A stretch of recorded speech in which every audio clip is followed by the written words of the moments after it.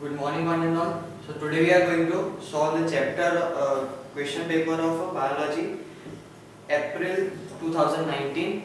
So यहाँ पर मैंने पूरा पेपर स्कैन करके रखा है. So यहाँ पर सेकेंड क्वेश्चन से लेकर तो यहाँ पर लास्ट क्वेश्चन है हमारा क्वेश्चन नंबर 30. वहाँ तक हम जो अप्रैल का जो पेपर है वो हम आज सॉल्व करेंगे. तो वेरी फर्स्ट क्वेश्चन यहाँ पर हम एक ब्लैंक खोल देते हैं सॉल्यूशन के लिए.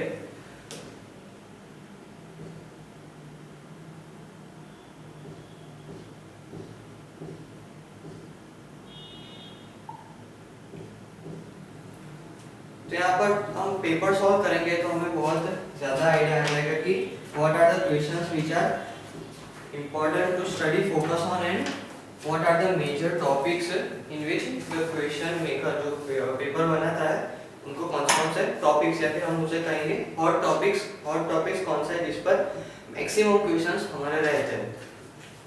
तो वेरी फर्स्ट क्वेश्चन, तो starting from very first question, तो question number 1, that is which of the following bacteria causes cholera. Okay, so which of the following bacteria, okay, इसे मैं डबल कोट में रखूंगा, causes cholera.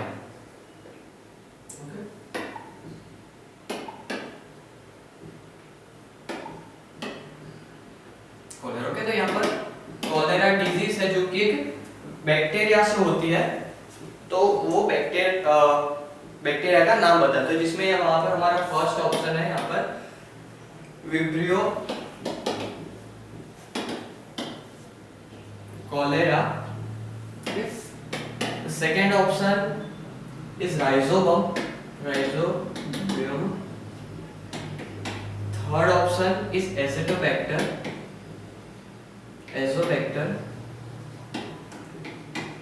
and D option is lactobacillus.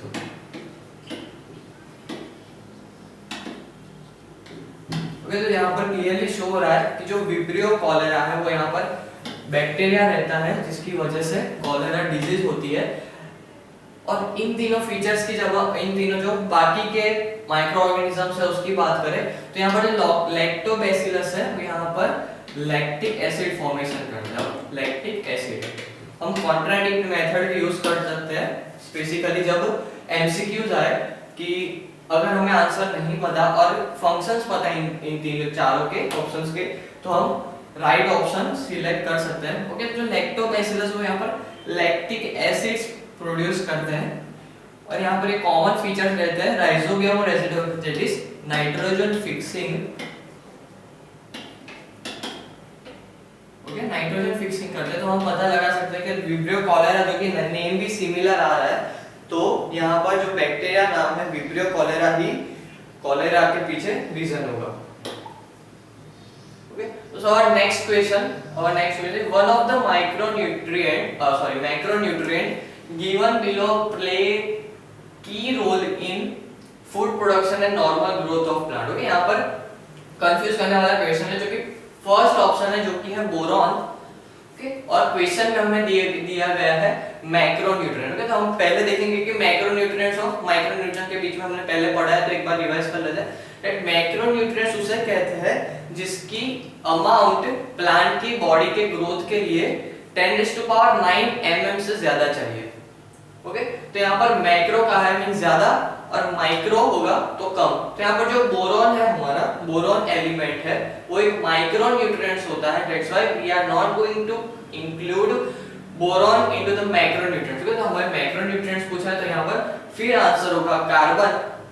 अगर micro पूछा होता तो यहाँ पर बोरॉन हम लिख सकते, लेकिन यहाँ पर माइक्रो की जगह पर मैक्रो कहा है तो यहाँ पर हम लिखेंगे कार्बन.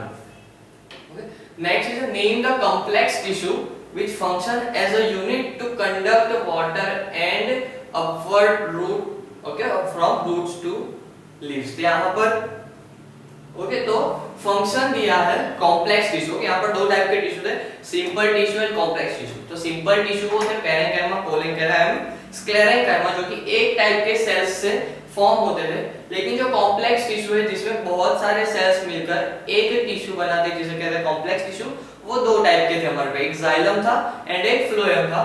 तो यहाँ पर जो जाइलम था, ओके, तो जाइलम कॉम्प्लेक्स टिश्यू का काम था conduction of water and minerals from the soil and pass it to the leaves, okay, तो वो रूट्स से एब्जॉर्ब करते थे वाटर और लीव्स तक पहुंचाते थे।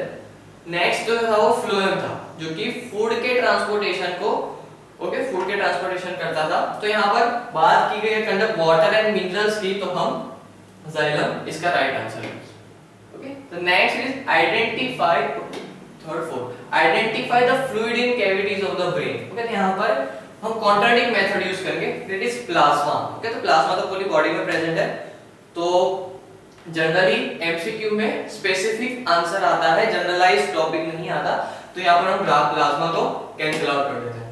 Next is grey matter, okay. Grey matter क्या था, आउटर साइड ऑफ ब्रेन में एक ऐसा मैटर था और inner side of spinal cord, okay, तो वाइस वर्सा था। Outer side of brain, brain के बाहरी साइड पर एक ऐसा मैटर जो कि ग्रे कलर का दिखता था, जिसमें न्यूरॉन्स ज्यादा थे, ओके, पेंडिंग रखते हैं इसको। Next is serum.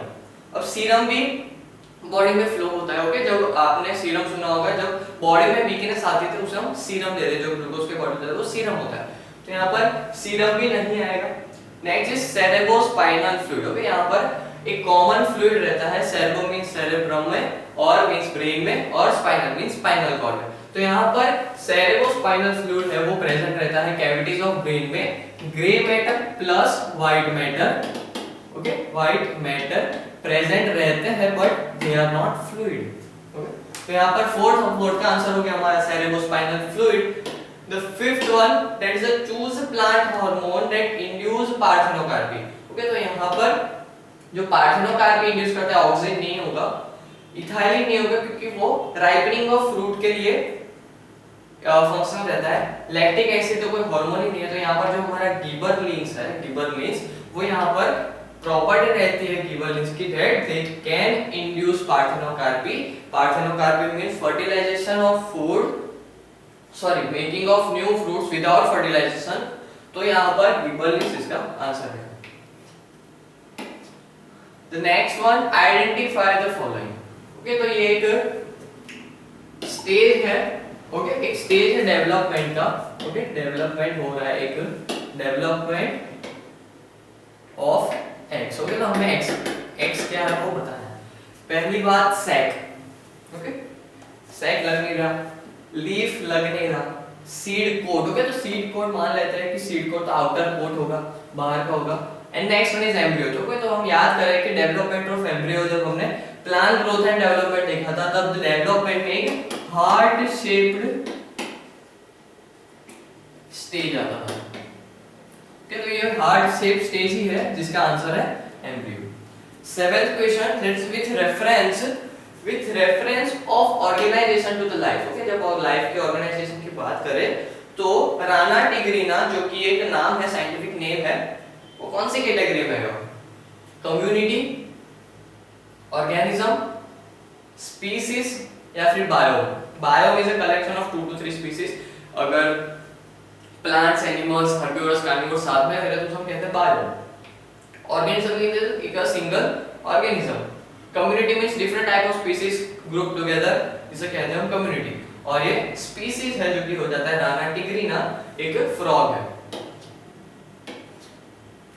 Which of the following enzyme is known as joining enzyme? तो यहाँ पर पेज नंबर 117 पे इसका रेफरेंस दिया है, डिटेल दी है, जो कि यहाँ पर होता है प्लाज्मिड इज एन, ओके। तो हम कॉन्ट्राडिक्टरी मेथड यूज करते हैं। First one is plasmid, okay. तो प्लाज्मिड को जब हम देखें तो plasmid is extra chromosomal DNA, ऐसा डीएनए जो कि ऑर्गेनिज्म में, basically lower organism, extra amount of DNA present रहता है। Next is DNA ligase. अब डीएनए लाइगेज है वो क्या, उसका फंक्शन रहता है कि अगर हमने डीएनए को कट कर एक रिकॉम्बिनेंट डीएनए फॉर्म किया है, उसको ज्वाइन करना है किसके साथ, तो हम यूज करते हैं DNA ligase, okay. Then protease क्या होता है? प्रोटीएज मींस प्रोटीन्स को डाइजेस्ट करने के लिए जो एंजाइम यूज होता है प्रोटीन्स को, तो उसे कहते हैं हम प्रोटीएज। एंड अमाइलेज तो होता है हमारे सलाइवा में, जो कि कार्बोहाइड्रेट को डाइजेस्ट करता है। तो यहाँ पर डीएनए लाइगेज है जो कि दो स्ट्रैंड्स ऑफ डीएनए को ज्वाइन करता है, जिसकी वजह से उसे कहते हैं ज्वाइनिंग एंजाइम। तो यहाँ पर राइट आंसर हो जाता है हमारा DNA ligase. Next is define the inflorescence. What are the major type of inflorescence in the plants? यहाँ पर पेज नंबर 185 पे टॉपिक 7.4 इन्फ्लोरेसेंस ही है। इसको हम जनरली बात करें, inflorescence is the arrangement of leaves and leaflets fruits on the floral, okay, जो plant की एक्सिस है उस पे, जिसमें दो टाइप आते हैं, रेसमॉस एंड साइमॉस, जो कि दिया गया है।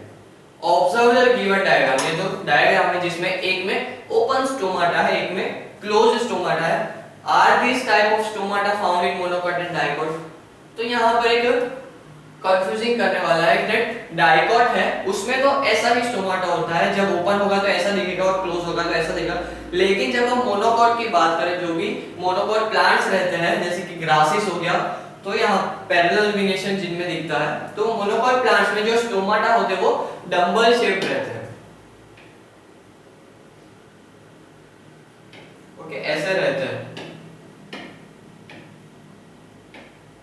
ऐसे डबल शेप रहते हैं। तो यहाँ पर जो अगर हम बात करें डाइकॉट स्टोमाटा, तो ये दोनों सही है, लेकिन जो मोनोकॉट में डम्बल्ड शेप स्टोमाटा दिखते हैं एंड मेंशन देयर फंक्शन। तो यहाँ पर जो स्टोमाटा के फंक्शन होते हैं, जैसे कि ट्रांसपिरेशन में, ट्रांसपिरेशन के वाटर के कंसंट्रेशन को अपनी बॉडी में बचाना या फिर लूज करना। अगर वाटर का कंसंट्रेशन ज्यादा है तो वो वेपर के फॉर्म में वाटर को लूज करेगा, अगर वाटर का कंसंट्रेशन कम है या फिर ऑक्सीजन है, जो भी गैसेस एक्सचेंज होते हैं वो स्टोमाटा से भी होते हैं। Well, next one is give an example for each. A bacteria, aerobic bacteria which fixes nitrogen. तो यहाँ पर नाइट्रोजन फिक्सिंग जो हमारा चैप्टर था उसमें हमने देखा था कि एसिडोबैक्टर is aerobic bacteria which fixes the nitrogen. Anaerobic bacteria which fixes nitrogen. Anaerobic bacteria की जब हम बात करें तो यहाँ पर क्लोस्ट्रीडियम है, यहाँ पर ऑर्गेनिज्म। एक एग्जांपल और देने को, क्लोस्ट्रीडियम का है, क्लोस्ट्रीडियम ब्यूटाइलिकम जो कि ब्यूटाइलिक एसिड फॉर्म करता है, तो वो एक एनाएरोबिक बैक्टीरिया जो कि नाइट्रोजन फिक्स करता है। नेक्स्ट इज कौन सा साइनोबैक्टीरिया है जो कि नाइट्रोजन फिक्स करता है? तो साइनोबैक्टीरिया में अगर हम बात करें तो एनाबेना एक ऑर्गेनिज्म है, एनाबेना, वो यहाँ पर नाइट्रोजन फिक्सेशन का काम करते हैं, बिकॉज एनाबेना हैज, साइनोबैक्टीरिया में एक प्रॉपर्टी रहती है that cyanobacteria contains a specialized cell called heterocyst जो कि नाइट्रोजन फिक्सेशन करते हैं। Next is a photosynthetic non sulphur bacteria. Okay, ये टाइप्स ऑफ बैक्टीरिया के थे, aerobic, anaerobic, cyano and photosynthetic non sulphur means have chlorophyll and non sulphur bacteria which fixes nitrogen. तो उसका नाम है कैप्सिटुलस, जो कि एक बैक्टीरिया है जो नाइट्रोजन फिक्सिंग में हेल्प करता है। Where does spinal cord is located in the human being? में मेंशन इट्स मेन फंक्शन। जो स्पाइनल कॉर्ड की बात करें तो वो end of hind brain means pons medulla oblongata से लेकर एंड ऑफ के हमारी वेस्ट तक जाती है स्पाइनल कॉर्ड और पूरी बॉडी को एक बैकबोन प्रोवाइड करवाती है। और उनके फंक्शंस, तो फंक्शन की जब हम बात करते हैं यहाँ पर स्पाइनल कॉर्ड के बहुत सारे फंक्शन हैं जो कि पेज नंबर 731 पर हम देखेंगे, लेकिन कुछ जनरल फंक्शंस है यहाँ पर जो कि हमें याद होने चाहिए जिसकी वजह से हम आंसर दे सके। वो हो जाता है perform several activities such as reflex action, perform reflex arc. Okay, तो यहाँ पर कुछ डिसीजंस होते हैं जो कि क्विक चाहिए होते हैं ब्रेन को, तो वो यहाँ पर स्पाइनल कॉर्ड लेता है। Okay, then it is present in a vertebral column, जिसमें वो सेवरल जो स्पाइनल नर्व्स होती है वो हमारे बॉडी में स्प्रेड करता है फॉर वेल न्यूरो, जो कि हमारा कम्युनिकेशन होता है between all the body and brain and spinal cord. तो यहाँ पर हो जाता है उसके main function.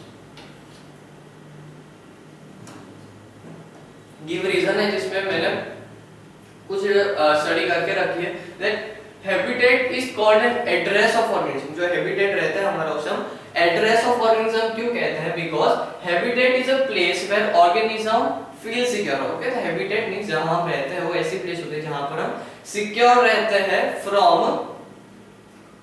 And feel protected. Okay, secure और प्रोटेक्टेड फील करते हैं from other external environments. Okay, तो एक्सटर्नल एनवायरनमेंट्स जैसे कि ठंड है, देन एनिमल्स है, इंसेक्ट्स है, उनसे सेफ रहते हैं, दैट्स व्हाई। और जब भी हमें इज एनीवन नीडिंग अस, तो यहाँ पर हम हमारे हैबिटेट पर ही मिलेंगे। जैसे अगर हमें स्नेक को ढूंढना है तो ओके, तो अगर रैबिट को ढूंढना है तो हम ऑब्वियसली है फरो में देखेंगे कि वो वहां पर होगा। तो जो प्लेस पर वो रेस्ट करते हैं, सिक्योर फील करते हैं खुद को, खाना मींस खुद के लिए फूड इनटेक करते हैं और जो मैक्सिमम प्रोसेस जो जहां पर करते हैं वो उनका हैबिटेट कहलाता है।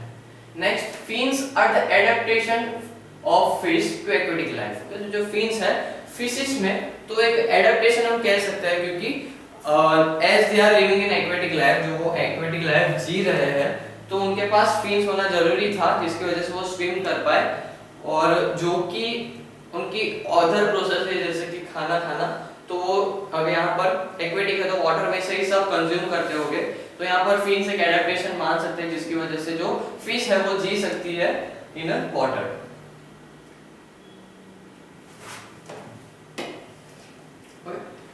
Next, what is important of importance of balanced diet। यहाँ पर balanced diet है उसकी importance पूछिए। that balanced diet is a nutrition which is taken in our day to day life। Okay, जो हम balanced diet हम डे टू डे लाइफ में हम जो फूड खाते हैं जिसकी वजह से हमारी बॉडी का जो nutrient content, required nutrient content है, जो कि हमारे बॉडी को कितना न्यूट्रिएंट्स चाहिए वो फुलफिल हो, उसे हम कहते हैं बैलेंस्ड डाइट। अगर हमारा बॉडी का न्यूट्रिशन कंटेंट फुलफिल नहीं हो रहा तो हम उसे कहते हैं इम्बैलेंस्ड डाइट।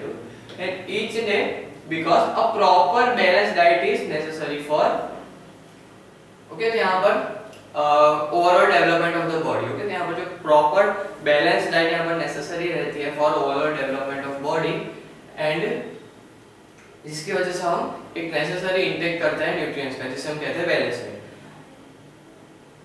नेक्स्ट उसमें ही सब क्वेश्चन है, that is reason of the special diet recommendation to the pregnant and lactating women. तो यहाँ पर प्रेग्नेंट एंड लैक्टिंग वुमेन रहते हैं, एज एक्सपर्ट्स ने बताया गया है that special diet is recommended. Okay, experts द्वारा स्पेशल डाइट रिकमेंड करता है जिसमें pregnant women and lactating women को यहाँ पर एक स्पेशल डाइट प्रोवाइड करवाता है, क्योंकि दे आर इन प्रेगनेंसी, उनके बॉडी में एक और बॉडी है जिसको न्यूट्रिशन चाहिए होता है। तो यहाँ पर पूरी फीमेल की बॉडी को न्यूट्रिशन देना प्लस उनके वॉर्म में जो एम्ब्रियो है उसका भी डेवलपमेंट पूरा करना। दैट्स व्हाई यहाँ पर दोनों के न्यूट्रिशन नीड को ध्यान में रखते हुए जो एक्सपर्ट्स है वो प्रेग्नेंट वुमन या फिर लैक्टिंग वुमन को एक बैलेंस डाइट प्रोवाइड करवाते हैं, जिसकी वजह से जो न्यू बॉर्न बेबी होने वाला है या फिर मदर है वो हेल्दी रहे और जो बेबी भी है वो भी एक हेल्दी हो सके।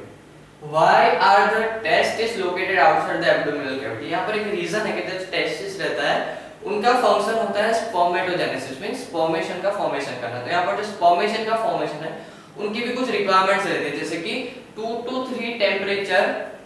3 डिग्री सेल्सियस टेम्परेचर बॉडी से कम देना, मींस हमारा बॉडी टेम्परेचर 37.3 डिग्री सेल्सियस, तो यहाँ पर 37 माइनस 2 मींस 35 डिग्री सेल्सियस कुछ टेस्टिस को चाहिए होगा for a proper sperm formation. तो इसी वजह से वो एब्डोमिनल के बाहर, जिसकी वजह से जो बॉडी टेम्परेचर है उससे एक गैप फॉर्म हो सके और जो टेस्टिस अपना खुद का टेम्परेचर मेंटेन कर सके।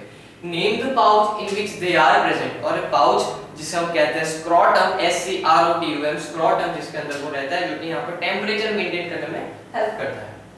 How is the phenotypic ratio of F2 generation of dihybrid cross is different from monohybrid? यहाँ पर जो F2 जनरेशन है जिसमें dihybrid cross and monohybrid cross में क्या डिफरेंस है? यहाँ पर जो फर्स्ट डिफरेंस ये है कि जब हम phenotypic ratio देखते हैं dihybrid cross में तो हमें रेशियो मिलता है 9:3:3:1 पुनेट स्क्वायर से, और जब हम बात करते हैं मोनोहाइब्रिड क्रॉस की तो यहाँ पर 3:1 हमें मिलता है, that 3 are the small 3 tall plants and 1 dwarf plant. तो यहाँ पर ये डिफरेंस आ जाता है कि जब दो डाइहाइब्रिड मींस दो कैरेक्टर्स को देखकर, दो कॉन्ट्रास्ट कैरेक्टर लेकर जब हम क्रॉस करवाते हैं तो हमारे पास मोर चांसेस ऑफ कॉम्बिनेशंस रहते हैं। ओके, यहाँ पर 4 अगर हमारे पास ट्रेट्स रहेगी वो इंटरकनेक्ट होकर और ज्यादा कैरेक्टर्स फॉर्म करेगी, जो कि एक वेरिएशन का हिंट है, जिसकी वजह से हमारे पास बेटर वेरिएंट आ सके। दैट्स व्हाई यहाँ पर जो मेन रीजन वही होगा कि यहाँ पर जो वेरिएशन की वजह से बेटर टाइप ऑफ वेरिएंट्स आते हैं, डिफरेंसेस आते हैं, तो यहाँ पर वो फिनोटाइपिक रेशियो को चेंज करता है। यहाँ पर ज्यादा ट्रेट्स है तो यहाँ पर ज्यादा कॉम्बिनेशंस रहेंगे और ज्यादा नंबर ऑफ रेशियो भी रहेगा, जैसे कि 9:3:1। जब हम मोनोहाइब्रिड क्रॉस की बात करें तो हमारे पास सिर्फ 3:1 यहाँ पर रेशियो होता है। Next is answer the following. फिर यहाँ पर इसका आंसर पेज नंबर 38 पर 20.3 टॉपिक में दिया गया है।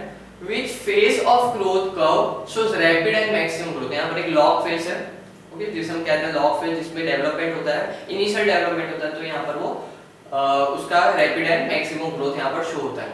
A term that is used for inducing early at low temperature, तो यहाँ पर पेज नंबर 38 पर ही दिया गया है।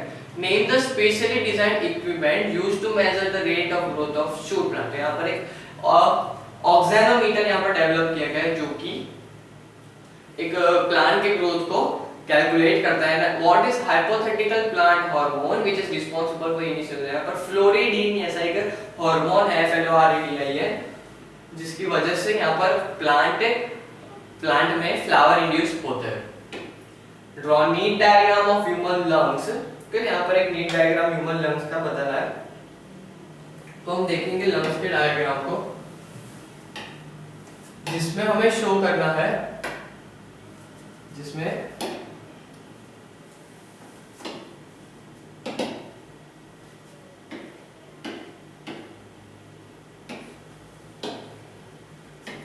ट्रकिया एंड लैरिंग्स, ओके, लैरिंग्स और ट्रकिया हमें शो करना है।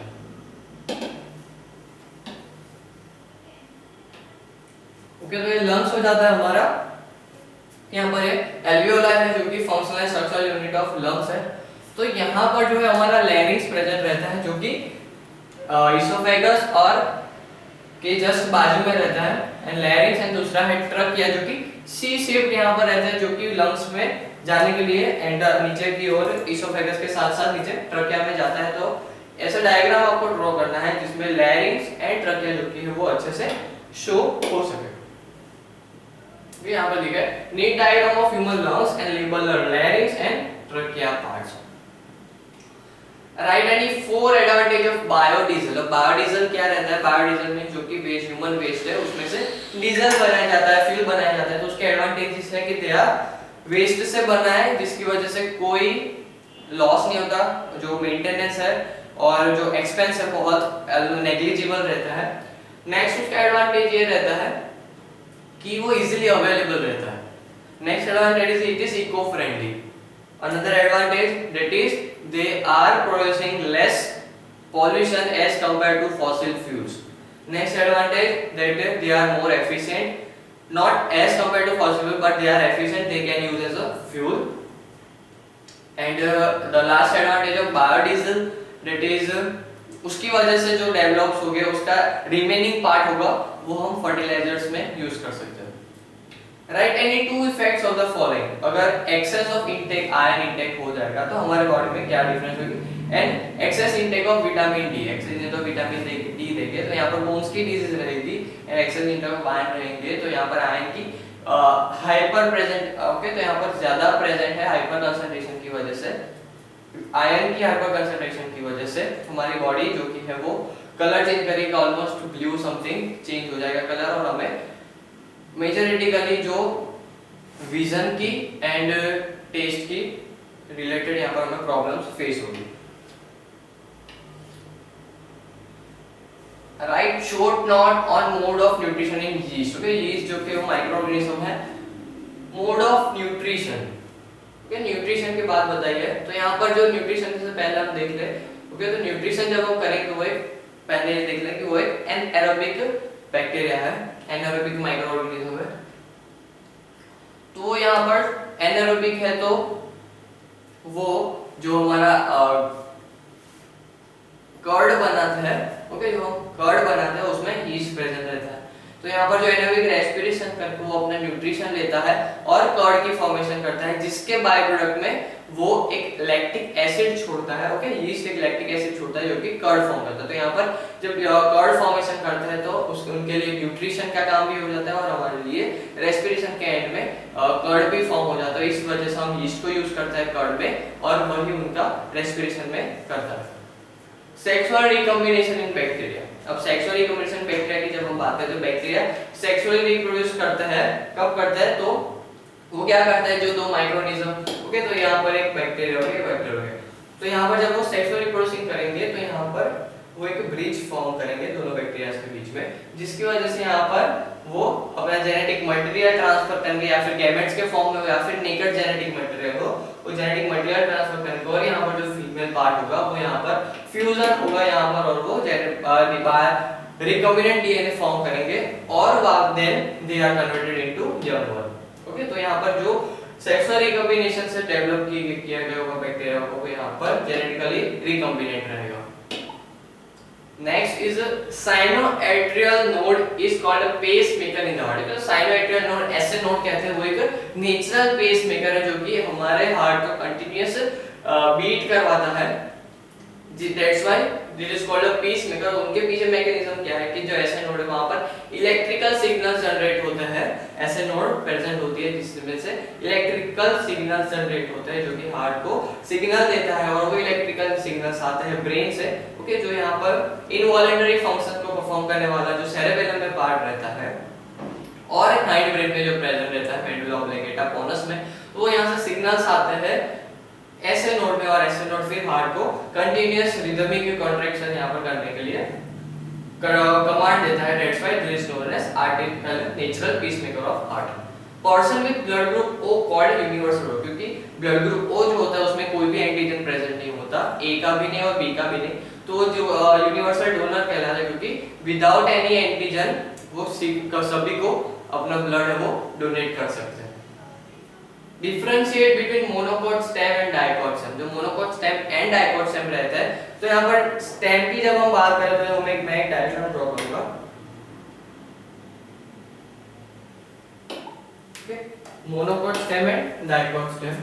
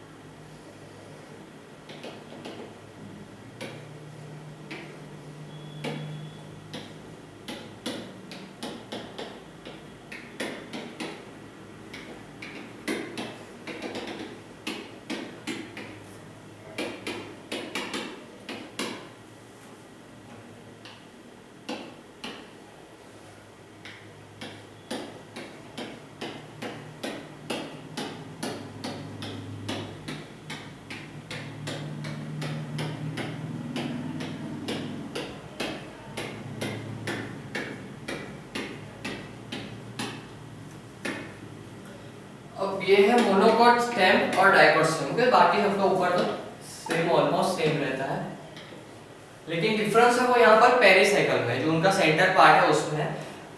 डाइकॉट स्टेम में जो कि ये हो जाते हैं मस्कुलर बंडल्स, जिसके बीच में ये हो जाता है कैम्बियम, वो वेल अरेंज रहते हैं, ओके, एक सीक्वेंस में अरेंज है। लेकिन जब हम बात करें, आपको ये डायग्राम ड्रॉ करना है आंसर में, और उसके नीचे पॉइंट वाइज लिखते जाना है that the muscular bundles, okay, जो कि transportation of water and food in the plants take place, that are in well arranged manner and they are arranged in a well organized manner, and cambium is present in between xylem and phloem. But by talking about the monocot, तो जब monocot की जब हम बात करते हैं, यहाँ पर जो मस्कुलर बंडल्स होते हैं वो स्कैटर्ड रहते हैं, कोई भी वेल अरेंज्ड फॉर्म में नहीं मिलते, ओके, तो यहाँ पर स्कैटर रहते हैं और छोटे छोटे ट्यूब्स लाइक प्रेजेंट रहते हैं, जो कि एक के अगर ये मान लो ये जाइलम है तो ये फ्लोएम होगा, ये वापस फ्लोएम है तो ये जाइलम होगा। ऐसे वेल अरेंज फॉर्म में हमें नहीं मिलते, जिसकी वजह से कि इनकी जो स्टेम की साइज रहती है वो थिन रहती है, और यहाँ पर इनकी स्टेम की साइज रहती है वो थिक रहती है। ओके, तो they are the major difference between the dicot and monocot stem, जो कि इस क्वेश्चन में पूछा गया है। तो difference between monocot and dicot stem. A man with a blood group A married with a human blood group B, work out the possible outcomes expectation from their offspring। यहाँ पर एक मैन है जिनका ब्लड ग्रुप है A, देख लेते हैं। A man with a blood group A and a woman with a blood group B. This man, अब मान जो A है और इसका A और IA, ओके ऐसा रहता है, IA है जो कि डोमिनेंट है और I है, यहाँ पर IB है और I है, ओके। तो ये AB ब्लड ग्रुप को रिप्रेजेंट करता है। I मींस यहाँ पर कोई एंटीजन प्रेजेंट नहीं है, यहाँ पर भी कोई एंटीजन प्रेजेंट नहीं है। जब इसके गैमेट्स फॉर्म होंगे तो एक IA फॉर्म होगा और दूसरा I फॉर्म होगा, नेक्स्ट IB फॉर्म होगा, नेक्स्ट I फॉर्म होगा, ओके। तो जब इसका क्रॉस होगा, okay, in the same way जो कि हम सेक्स डिटरमिनेशन में क्रॉस करते थे, ओके, तो यहाँ पर I फॉर्म होगा, ये हो जाएगा IBI, ये हो जाएगा IAI एंड ये IAIB। तो यहाँ पर एक ऑर्गेनिज्म जो भी AB ब्लड ग्रुप शो करेगा, एक organism A blood group show करेगा, एक organism B blood group show करेगा एंड एक organism O blood group show करेगा जो कि कोई भी एंटीजन प्रेजेंट नहीं होता। तो ये हमें करना था, वर्कआउट करना था कि जब एक ऑर्गेनिज्म, एक मेल जो कि A ब्लड ग्रुप है और एक ऑर्गेनिज्म जो B ब्लड ग्रुप है, तो उनके जो पॉसिबल आउटकम्स क्या रहेंगे जिसकी वजह से हम ऑफस्प्रिंग्स का ब्लड ग्रुप क्या होगा वो बता सकेंगे। तो next is which phase of cell cycle DNA replication takes place. तो यहाँ पर जो 5 स्टेज रहते हैं जिसमें डीएनए रेप्लिकेशन होता है, हमने तीन फेज देखे थे, एक था G phase, S not phase and S phase. तो यहाँ पर जो S था वो सिंथेसिस फेज था, S नॉट फेज था वो रेस्टिंग फेज था जिसमें सब डेवलप होता है, G फेज था जिसमें रेप्लिकेशन होता था। Define the brief of transcription in prokaryotes. जब बात करते हैं ट्रांसक्रिप्शन की प्रोकार्योट्स में, तो यहाँ पर एक उनका एक प्रोकार्योट्स होता है कि एक ही सेल में उनका mRNA, tRNA और nRNA प्रेजेंट रहता है। और ये पूरी प्रोसेस जो कि हमारी यूकार्योटिक में प्रोसेस होती थी कि वो mRNA न्यूक्लियस से जाकर फ्रॉम न्यूक्लियस साइटोप्लाज्म में जाता था और वहां पर राइबोसोम्स की हेल्प की वजह से ट्रांसक्रिप्शन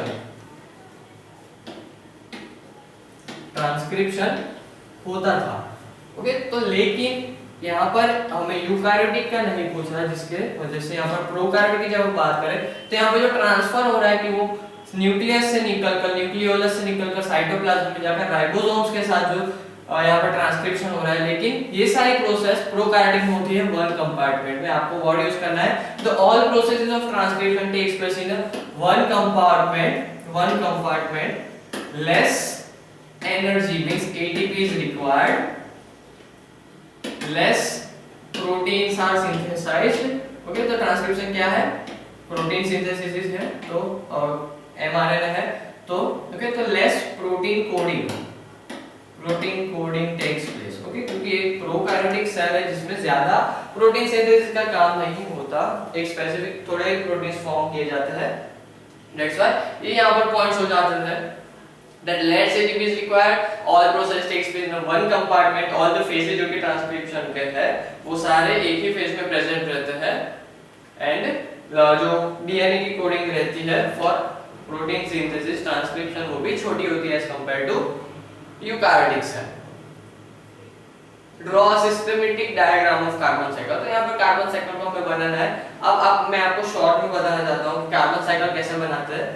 एक फैक्ट्री रखनी है, एक काव रखनी है, प्लांट रखना है और एक ह्यूमन ऑर्गेनिज्म रखना है, और वो जो भी इंस्पायर और एक्सपायर करते हैं वो यहाँ पर दिखा देना है। जैसे कि ह्यूमन ड्रॉ किया तो वहां पर इनटेक ऑफ O2 है, रिलीज ऑफ CO2, ये कार्बन साइकिल का पार्ट हो गया। काव में भी सेम, फॉसिल फ्यूल्स में भी सेम, एक फैक्ट्री में फॉसिल फ्यूल जो कि बहुत सारा कार्बन डाइऑक्साइड अर्थ में देती है, और जो प्लांट रखना है वो बड़ा रखना है जिसमें वो कार्बन डाइऑक्साइड को इनटेक करेगा और ऑक्सीजन को रिलीज आउट करेगा, जो कि सारे ऑर्गेनिज्म जिस पे ऑक्सीजन पे डिपेंडेंट है। तो वही कार्बन साइकिल हो जाता है, टेक्स्ट बुक में दिया गया ही है। Right any 4 salient features of class Aves with 2 examples। यहाँ पर 4 salient features of class Aves। class Aves में जो कि बर्ड्स रहते हैं, तो यहाँ पर बर्ड्स में देयर 4 जो कि 4 हेड होते हैं, विंग्स में कन्वर्टेड होता है, 4 लिम्स, जो कि उनके आगे के 2 हाथ होते हैं लिम्स, वो विंग्स में कन्वर्टेड रहते हैं। उनके बोन्स होता है, सेकंड हो गया उनके बोन्स होते हैं वो हॉलो होते हैं, जिसकी वजह से उनका वेट कम हो पाए और वो फ्लाइट कर सके, ओके, अपनी बॉडी को फ्लाइट दे सके। then next their hairs are converted into feathers, जो उनका hairs है वो कन्वर्टेड रहते हैं feathers में, जिसकी वजह से वो अपने आप को रेजिस्ट कर सके। एंड द लास्ट वन जो कि फोर्थ salient फीचर हो जाता है, that their mouth are converted into beaks for feeding of the grains, and जो कि उनका न्यूट्रिशन होता है वो mouth is converted into beak। And 2 example, तो कोई भी 2 एग्जांपल दे दो, जैसे कि vulture and parrot। Next define alternation of generation with one example. यहाँ पर अल्टरनेशन ऑफ जनरेशन मींस क्या होता है, जब कोई भी ब्रीडर होगा वो एक की अगर मैंने ओके एक टाइम पर मैंने A क्रॉस B किया है, ओके, तो नेक्स्ट टाइम पर वो A क्रॉस C करेगा, नेक्स्ट टाइम पर A cross C cross B करेगा, जिसकी वजह से ओके, तो यहाँ पर जो ब्रीडिंग में अल्टरनेशन आ रहा है जिसे कहते हैं अल्टरनेशन ऑफ जनरेशन, ये इसलिए किया जाता है, ओके, तो यहाँ पर उसको हमें लिखना ऐसा है that changing in the breeding organisms due to avoid recessive depression, okay, in depression, recessive in depression, recessive in depression को अवॉइड करने के लिए, प्रिवेंट करने के यहाँ पर अल्टरनेशन ऑफ जनरेशन किया जाता है, ओके, ये हो जाता है alternation of generation in terms of genetics. अब alternation of generation in plants में जब हम बात करें तो अल्टरनेशन जनरेशन में आता है कि जो sporophytic phase and gametophytic phase, okay, 2 type के फेज होते हैं, स्पोरोफिटिक एंड गैमेटोफिटिक। तो उसमें जो अल्टरनेशन ऑफ जनरेशन होता है, जैसे कि प्लांट्स में बेसिकली जो जिम्नोस्पर्म्स रहते हैं वो यहाँ पर जो गैमेटोफिटिक फेज को ज्यादा शो करते हैं, जो कि हो जाता है N, they spend most of their life in gametophytic phase। And जो एंजियोस्पर्म्स रहते हैं, और ये एग्जांपल हो गया इन terms of angiosperm, they spend most of them in sporophytic phase, okay, तो यहाँ पर 2 एग्जांपल्स हो गए। What is another name for adaptive immune response. यहाँ पर एडेप्टिव, हम जो एडेप्ट कर रहे हैं इम्यून रिस्पांस है, जो एक्सपीरियंस से सीख रहे हैं उसे, ओके, वो लिखना है कि हमें एडेप्ट कर रहे हैं, जो कि हमने बार-बार स्नेक देख रहे हैं, तो हम उससे हम उतना ज्यादा रिफ्लेक्स, स्ट्रांग रिफ्लेक्स नहीं होगा, हम थिंक करेंगे और क्या करें, तो वहां पर एक्सपीरियंस एडेप्टिव रिस्पांस कहते हैं उसे। They state the roles of T cells and B cells in adaptive immunity. यहाँ पर टी सेल्स जो कि हमारी होती थी आर्मी, यहाँ पर हम थोड़ा डिटेल में देखेंगे, जो कि हमारा टी सेल्स होते हैं, टी सेल्स आर्मी होते हैं, ओके, जो कि कोई भी एंटीबॉडी जो कि बॉडी में एंटर हुआ है, एंटीबॉडी मींस कोई भी फॉरेन पार्टिकल जब भी एंटर करेगा तो एंटीबॉडी उसको किल कर देगा। ये एंटीबॉडी क्या होगी, जो कि सेल्स से बनाई गई सेल्स फॉर्मेशन होगी, तो एंटीबॉडी इसको फिनिश कर देगी। अब फंक्शन आता है यहाँ पर बी सेल्स का। अब बी सेल्स क्या करेगा, ये जो फॉरेन पार्टिकल आया है उसकी मेमोरी करेगा। यहाँ पर बी सेल्स के पास मेमोरी सेल्स प्रेजेंट रहते हैं, जो कि इसकी प्रॉपर्टीज को सेव कर देगा और उसके पास डेटा फॉर्म कर लेगा कि अगर इसको नाम देते हैं ए फॉरेन पार्टिकल और यहाँ पर एंटीबॉडी बी, अगर ए टाइप का फॉरेन पार्टिकल इन फ्यूचर वापस हमारी बॉडी में आए तो उसे हमें बी टाइप के एंटीबॉडी से हमें फिनिश करना है, ओके। तो यहाँ पर जो मेमोरी सेल्स रहते हैं बी सेल्स के पास, वो ऐसा रिकॉर्ड बना लेती है कि अगर एक्स टाइप ऑफ एंटीबॉडी अगर वापस इन फ्यूचर अगेन हमारी बॉडी पर अटैक करे तो हमें उसे हराने के लिए बी टाइप के मींस एक्स वाई टाइप के एंटीबॉडी हमें प्रोड्यूस करनी है। तो ये फंक्शन रहता है टी सेल और बी सेल्स का हमारी बॉडी को इम्यून सिस्टम में स्ट्रांग बनाने के लिए। State, okay, then biologist refers Agrobacterium tumefaciens as a natural genetic engineer give reason to support this claim। अब ये Agrobacterium tumefaciens है, उसमें यहाँ पर पहले तो वो ट्यूमर्स फॉर्म करते थे प्लांट्स में। एक प्रॉपर्टी है that they produce tumors in the plants। कोई आपने ट्रीज में देखा होगा कि बड़े-बड़े ट्यूमर्स होते हैं, गांठ जैसी बन जाती है, ओके। जो Agrobacterium tumefaciens का जो सेल्स होता है उनमें प्रॉपर्टी रहती है that they can divide many multiple times, okay, multiple times वो डिवाइड कर सकते हैं। ये फर्स्ट एडवांटेज हो गया, एक रीजन हो गया। नेक्स्ट रीजन कि उसमें जो क्रोमोसोमल डीएनए होता है वो प्रेजेंट रहता है, जिसकी वजह से हम हमारा रिकम्बिनेंट डीएनए फॉर्म कर सकते हैं, ओके। हमारा डीएनए रिकॉम्बिनेंट फॉर्म कर सकते हैं। और जो एग्रोबैक्टीरियम टूमेफिसेंस वो इजीली अवेलेबल है। और जेनेटिक इंजीनियरिंग आजकल पहले एस्ट्रोमाइसिस सर्विसिया से करते थे, एस सर्विसिया, अब हम एग्रोबैक्टीरियम टूमेफिसेंस के हेल्प से यहाँ पर जेनेटिक इंजीनियरिंग करते हैं, जो कि बेनिफिशियल रहता है और कोई भी उनकी प्रॉपर्टी यहाँ पर हेल्प सभी वो बहुत अच्छी तरह से हेल्प करते हैं हमें जेनेटिक इंजीनियरिंग में। Question number 29 that name the scientist who discovered C3 cycle. Okay, यहाँ पर C3 साइकिल का टेक्स्ट बुक में दिया गया है, एक टॉपिक ही है। Then draw neat schematic diagram of C3 cycle. C3 cycle में हमारे रिएक्शंस लिखना है। ओके, तो वो भी हम देखेंगे। जस्टिफाई और answer that C4 plants are more efficient than C3+। यहाँ पर जस्टिफाई करने के लिए हम देखेंगे दैट C4 प्लांट जो की है वो क्रिटिकल कंडीशंस में भी रह सकते हैं, क्योंकि उसमें हैच एंड सेलेक्ट पाथवे यहाँ पर फॉलो होता है, जिसमें वो 4 कार्बन कंपाउंड फॉर्म करता है as compare to 3 carbon compound. उसके पीछे रीजन ये होता है कि वो CO2 के एब्जॉर्प्शन तो करता है, लेकिन जो वाटर की नीड है वो यहाँ पर कम रहती है, और वहाँ पर बुल्ली फॉर्म सेल्स और अदर एपरेटस जो कहते हैं वो बेटर एडेप्शन देता है, बेटर फॉर्मेशन ऑफ फूड रहता है, जो कि C4 प्लांट में। आप ये टॉपिक पढ़ोगे पूरे एक ही टॉपिक में सभी आंसर्स दिए गए हैं। What is criss cross inheritance, यहाँ पर पेज नंबर ओके, यहाँ पर क्रिस क्रॉस इनहेरिटेंस यहाँ पर टेक्स्ट बुक में दिया गया है। इधर चैप्टर ऑफ जेनेटिक्स यहाँ पर लास्ट टॉपिक ही है उसमें।